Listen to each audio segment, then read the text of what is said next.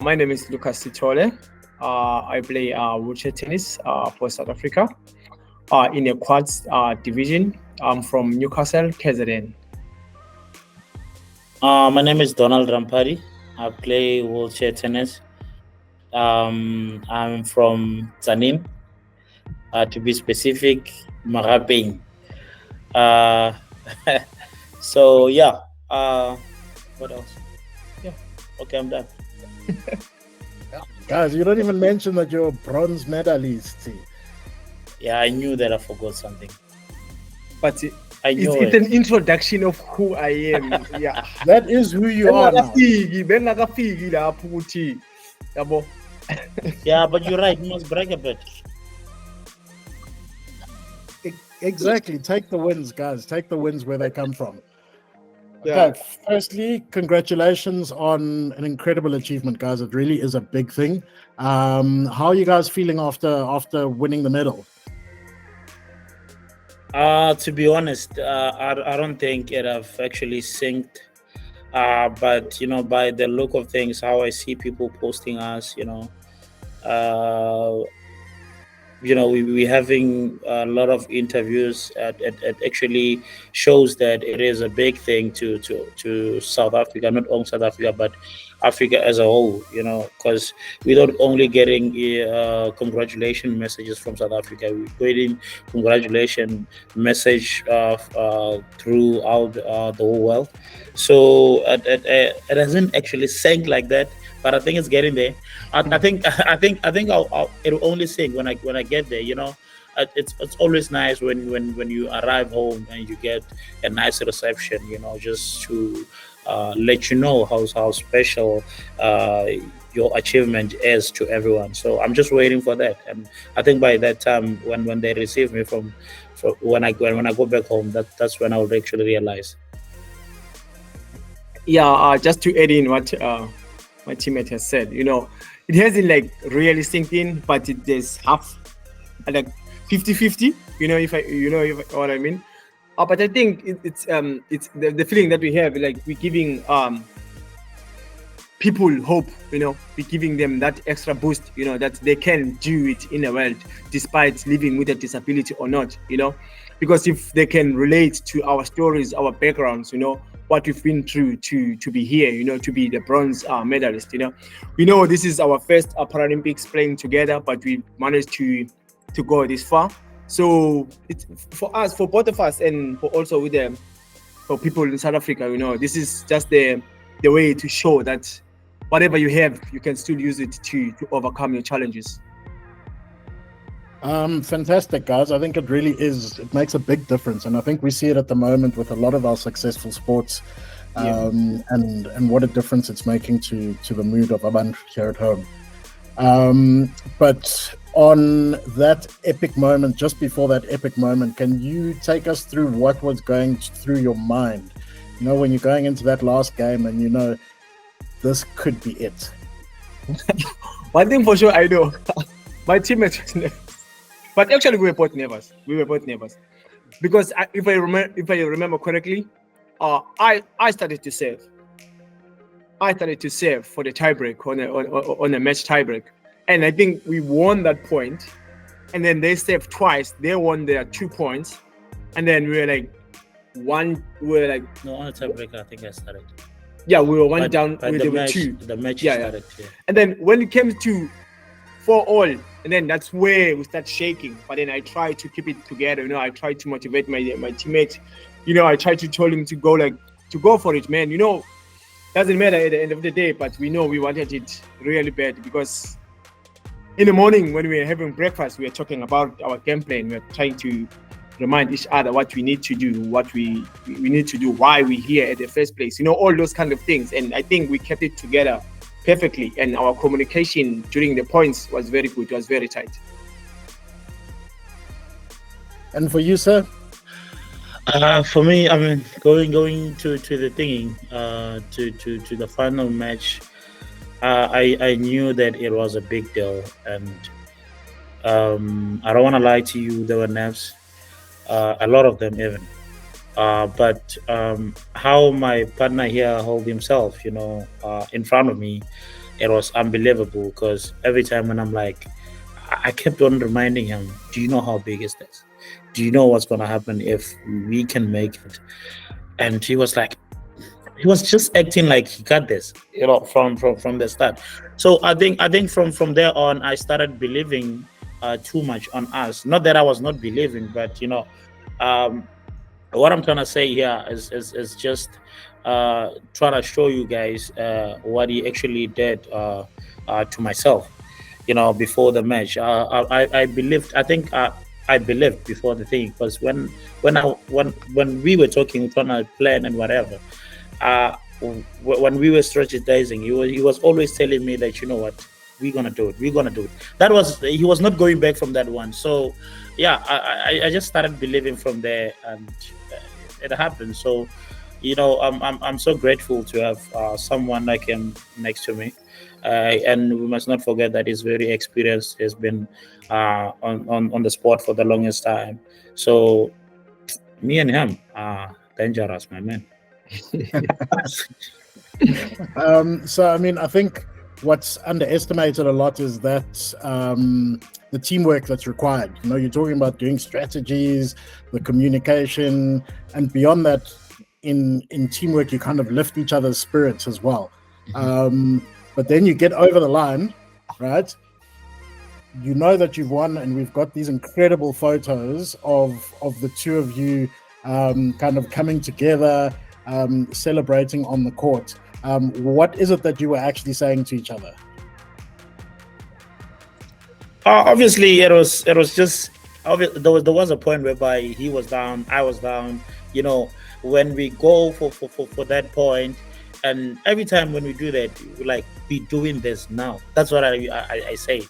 That's how I say it most of the time. We're doing it now every time. And he doesn't like talk. He likes. I don't know if you guys have realized, he likes using sign language on the pictures and all that, just to tell me you're smart.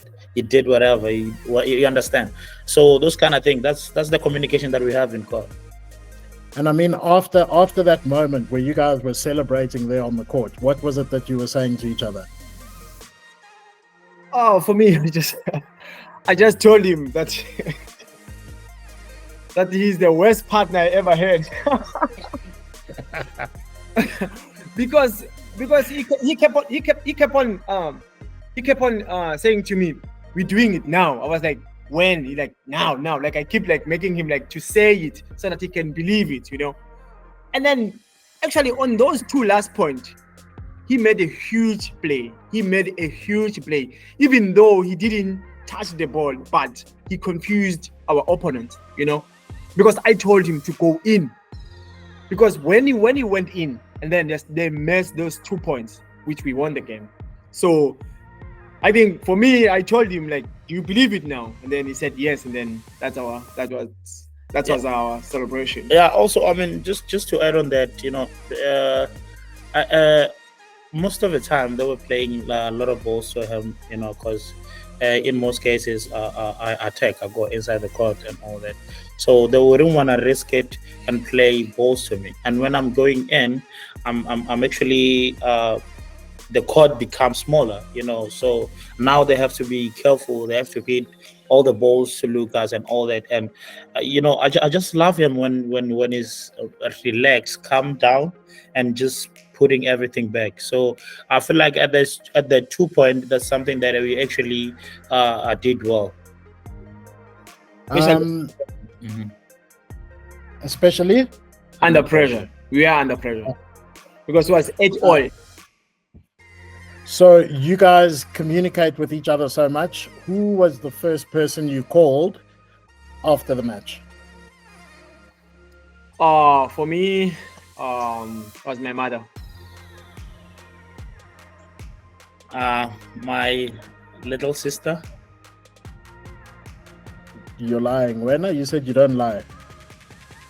I told you. No, he's not lying. I called my little sister.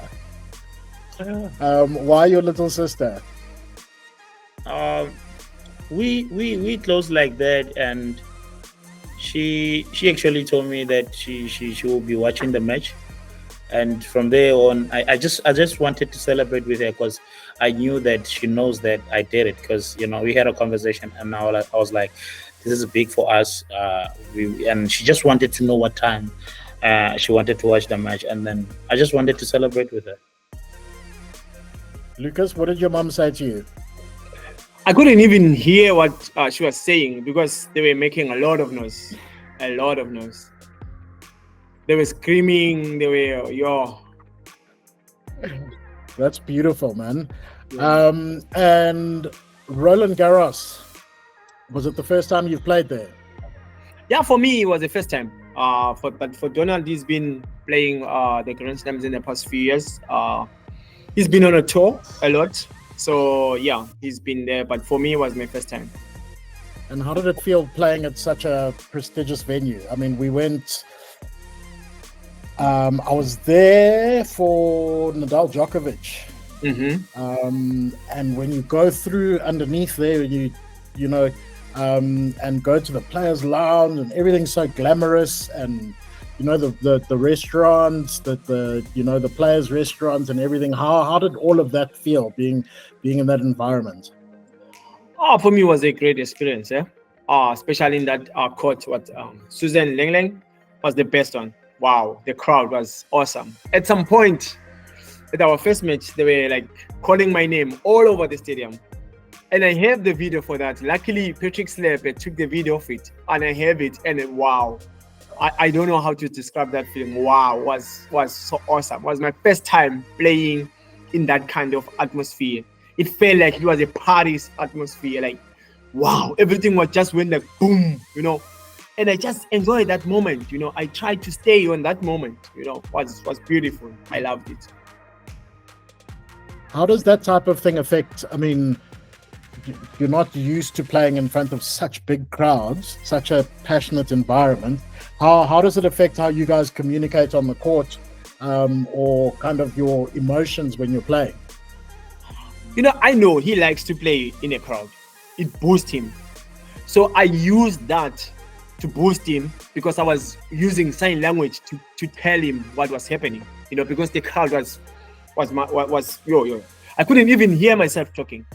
So I was using sign languages to tell him, to communicate with him during the points, even after the points, because he loves playing in a crowd. He loves it. Boosts him. So, and he was very confident on that day when we play our first match against the Chilean guys, and he played very good.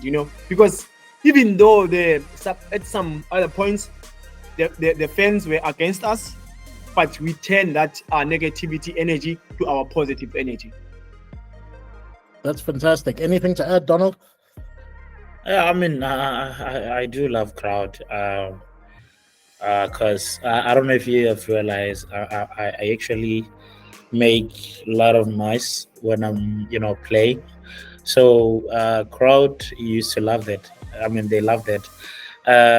In that match against Chile, I think when we started, most of the crowd was against us. But when we started playing, and I was just making noise when I'm hitting the ball, and then at the end of the match, we I think we won the crowd. The crowd was like going with us, and I mean it was a great match. The Chileans gave it a fight. So yeah, it was an awesome one, man. I mean, I played on in front of the crowd in the US last year. It was not as big as this one, but yeah, I just love crowd, man. I love entertaining people. Okay, a bit about the medal. How did it feel going up onto the podium to receive your medal? For me, it was one of the most special moments. It was just to be there in the podium. Seeing my flag going up in one of those three countries. Was good for me. It was actually a motivational booster, if I can put it like that. Yes. Yeah, I mean, definitely. Once we stepped on that podium, we knew immediately that we are the third best in the whole world. Also seeing that flag going up, knew that the reason why that flag is there going up is because of us, and that's big. No one can take it away. So for us, it was for me actually it was special. It's because it's always a big deal for me to wear the green and gold and represent. So it was a special moment for me. Were you surprised at how heavy that thing is? Hey, it's like a brick. Yeah, oh yes. Yeah, it's very heavy. At first it pulled my neck down. And did you sleep with it under your mattress just to make sure that it's No, safe? no, on my chest. It's my baby, that thing. Donald, under your pillow. No. To be honest, I told you I don't lie, right? I just go to my room and put it on the cupboard and sleep. Because remember, I told you that this thing didn't sink yet, so I was okay. And in the morning when I woke up, when I saw the video, there's something magical that happened. I just missed my mother. I remember there's a video that I actually uploaded on Facebook and Instagram this morning. With it's not a happy song. I know we're supposed to be actually chanting, being happy at this point, but it was just sorry. So yeah, it was The minister. sorry. Is it the minister? No. So it was just a video that actually said that it was. I remember the lyric. The lyric was, "How much would it cost to bring my mother? I can pay." Because at this kind of moments, special moments, I just feel like she was actually here to actually celebrate with me. I wish I was able to actually share that moment with her. Oh, that's beautiful, man. She's And on that subject, family and community, I'm sure has played a role in your journey so far. Can you describe how they've supported you so far in this journey? To be honest, the thing is, we said this a couple of times that people only see what they see on social medias, and they don't actually know what's happening behind the closed doors. Because after my mother passed on, I had to stand up and be a breadwinner, from there on. And I think I was 17 years, and I didn't know much, man. But what I can say is that I appreciate the fact that they actually took me to a boarding school. Because a boarding school will really teach you a lot of things. How to actually stand for yourself. How to actually do things by yourself. So that's where everything started. Because in most cases at school, when people say that they're calling home so that they can pay for them to go to a trip or something, I had to make a plan while studying, while doing whatever thing. So boarding school really taught me a lot of things, and I think there were actually teachers that I can even mention that actually were playing a parent figure, or when I was still there, people like Mem Shibambu, she was always there for us. She was playing that parent part.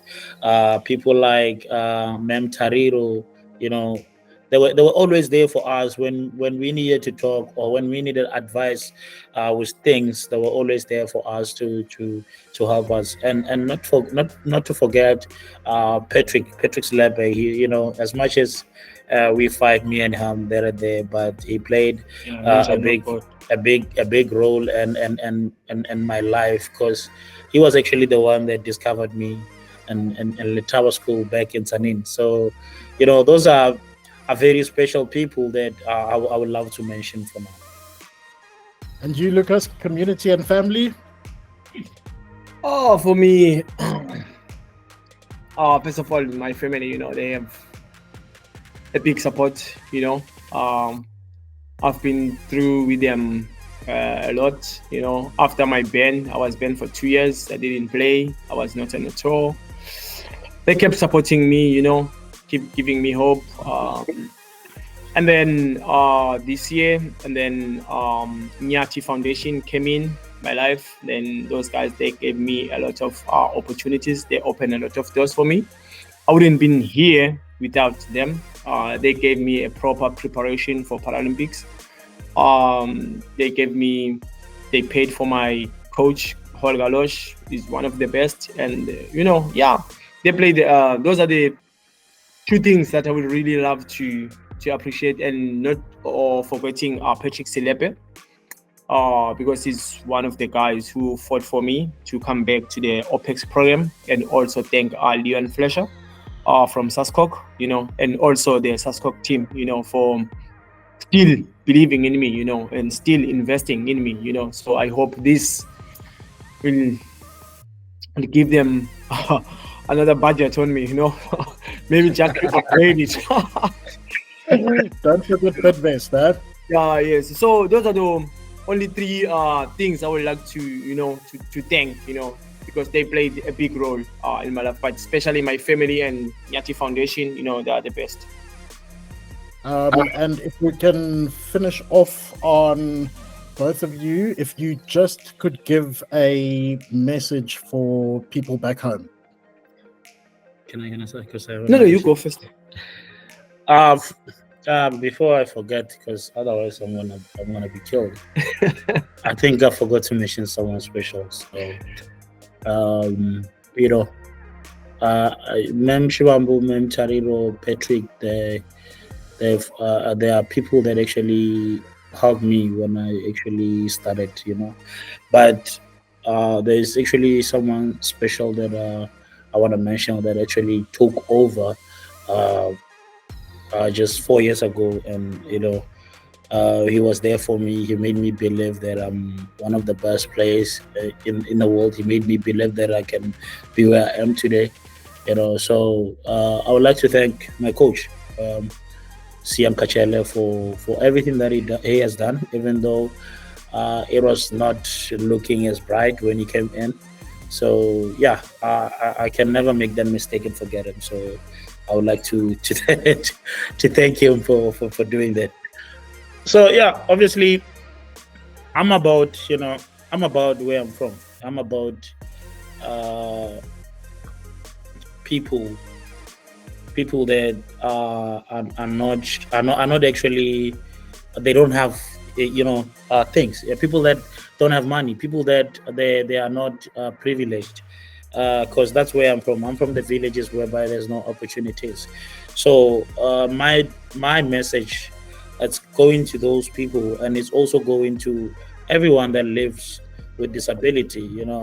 Because when you are not when you are not privileged, when you are disabled, you sometimes feel like you can never do anything. You sometimes feel like you just you're just a person. You like so my message is to those people, because I'm from the villages, and there was a point whereby I was very sick. I couldn't do anything. All they do is fed me, but God helped me to actually regain strength, and from there on I played tennis, and this is where I am today.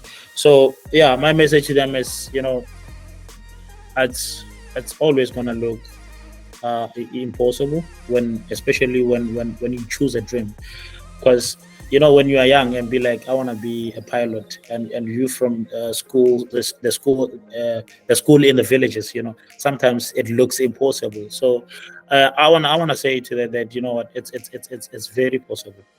Everything that looks so impossible, it can be possible one day. You get. So that's one thing that I wanna actually send to people living with disability and people living in the villages that they don't have opportunities. Everything that looks impossible, it can be possible. Fantastic. You, sir? For me, what I will say is like, at the end of the day, we all have dreams, but then it's up to you as an individual to wake up and chase your dream or continue to sleep. As my teammate said, especially for those people who live with a disability, you know, they tend to forget that they are special, that whatever they have, they can use it to overcome their limits, to overcome their challenges. We all have challenges, but it's up to us. How do we wake up and challenge our challenges? Because if you don't challenge your challenges, you will never be challenged. Yeah. Fantastic, guys. Thank you so much for your time. I hope you have a safe trip home. And then we'll hopefully see you guys when you're back in Joburg. Oh, yes. We can't wait to eat papa nenyama. Jep, we all said that. Every single one of us said that. You won't believe it. Chovicho. Wait. You know, when we were there, I think it was like the third week, there was an event, Ekaya. Yeah. And they had Iprai with Papa, Borovos, yo, chapa. I ate till I was sick. It was good, just to have meat. Nah, but good luck. Enjoy, guys. Okay. Thank you. Travel safe. Thanks for your time, man. Thank you.